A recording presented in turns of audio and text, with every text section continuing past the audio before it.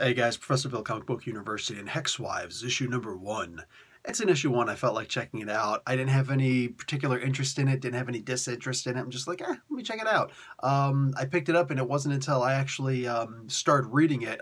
By pick it up, I mean Comixology there. But it wasn't until I actually started reading it that I'm like, dude, who actually makes this? Is this Image? Is this IDW? What's going on? And it turns out it's actually DC. What do you call it? Their Wildstorm imprint. So that was a surprise. there was nakedness in this. I wouldn't call it gratuitous, but there were several panels of boobies in this. And make no mistake, it actually worked. It actually worked for the sake of the story because it gave, to me, it gave a lot of what the comic book was. Okay, who this one character was, who's just like, who cares? And nobody made a big deal of it. And that's almost a good thing.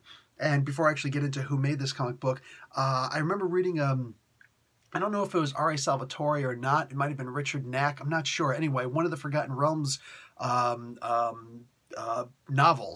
I remember reading that, and there was two members of the Harpers who were sparring against this one woman who was like amazing, and she happened to be fighting bare-chested.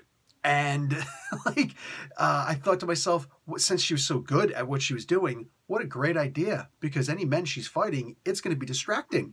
What a fantastic idea. So, what do you call it? That just reminded me of that. They didn't really go with that in here, and I figure they really could have, but whatever. It was still really good. I really like this comic book. Anyway, so the people who made this comic book, really quick. Hex Wives, this first issue is Bewildered and Bothered. Written by Ben Blacker. He and Ben Acker just did one of the What If comic books recently, I think. Something, I believe, over in Marvel. Anyway, I think it was the What If Ghost Rider. Art by Merica Andolfo, who is currently doing the Unnatural comic book and a bunch of other ones, but I'm reviewing Unnatural, and she's amazing. God, her art is freaking amazing. And she kind of likes drawing naked women. Go figure. Anyway, colors by Marissa Louise. Josh Reed does the letters. Joelle Jones did the cover. And Jordi Bellier, I guess he also did the cover, or there was a variant cover. I don't know. I imagine... No. Okay, they both did the same cover because, right underneath it, it says variant cover by Jenny Frison. Frison or Frisson. I'm not sure. It could actually work either way. If it were a double S, it would obviously be Frisson, but so anyway, this is basically just these three witches who know each other, two of them who are madly in love with each other, and they just keep on reincarnating, but so do these bad guys, and yes, they're bad guys, the witch hunters, they're bad guys, and they've been hunting them over and over in their reincarnated lives, and unfortunately this comic book doesn't seem to have a whole lot of weight to it right now. The final scene kind of tried to show that there was some weight to it, but I still don't see the particularly big deal in it.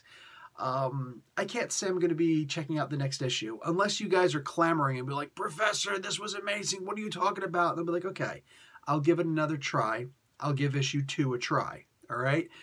But if it still doesn't catch my attention, it's not going past that. I don't care how much you guys are clamoring.